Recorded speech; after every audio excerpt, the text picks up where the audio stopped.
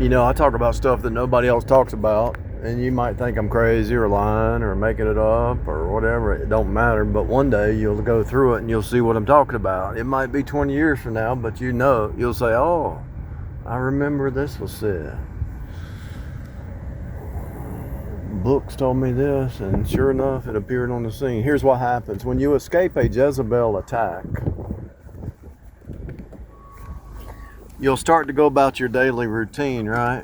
Go to the store, grocery store, talk to your neighbors or people walking up and down the street.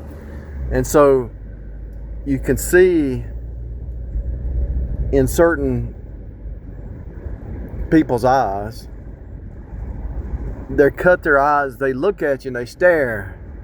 And what they're trying, so the spirit that was on this other Jezebel jumps on these other women, right? And you don't know them, and they're looking at you to see if you're attracted to them or if they draw your attention or whatever. And you can just tell in their eyes that they got possessed. So they're trying to figure out, is there any way to trap that person? And the saved women can say the same thing. But anyway, when you're free, you escape Jezebel, you're totally free, you're in peace, you're going about your business. You got your hobbies, you got your goals, lifting weights, whatever you're doing in life. That same spirit jumps on another one, and you can see it in there. It's the same. It's a spiritual thing. Their eyes, it's the same look. It's the same exact look. It's almost like they shapeshift in their eye gate, you know. And it's like they're trying to see if there's any kind of way they can pull you into their world, you know. You might work around somebody, you might be at the mall, you might be at the restaurant, the store, and they're trying to figure out if there's a way in to trap you. And the only way in is to lure you with some bait.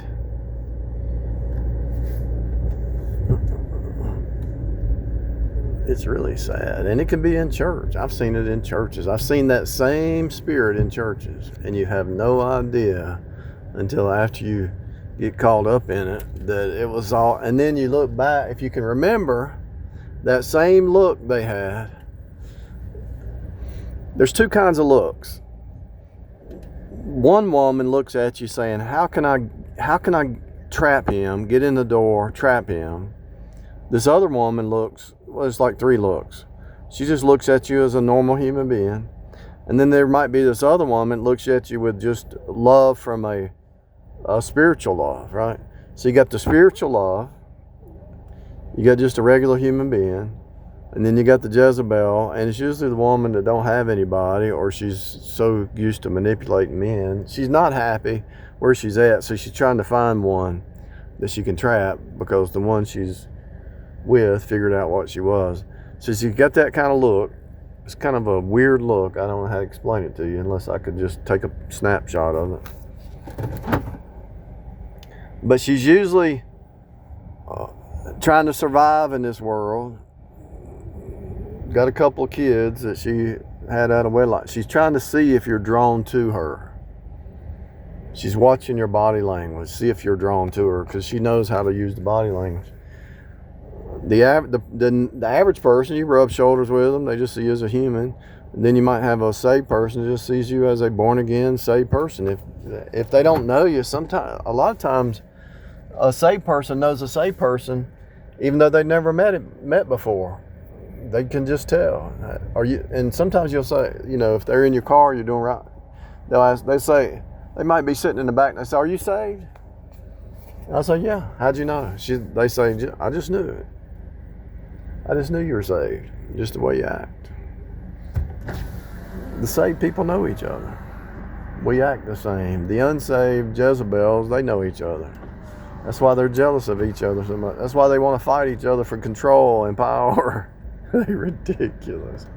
So when you finally cut the Jezebel off, and the obsessive spirit that was on Jezebel to steal, kill, and destroy, steal from you, kill you, and demasculate you and destroy you. That same spirit that was on Jezebel jumps off of her and jumps on another one, and they cut their eyes just to see, is there any open door where they can pull you in and trap you? You think I'm joking? I've seen it my whole life. It is a trick, and it really happens when you're free. When that spirit feels that you're totally free, and you have monitoring spirits around you, right? So they see that you're free.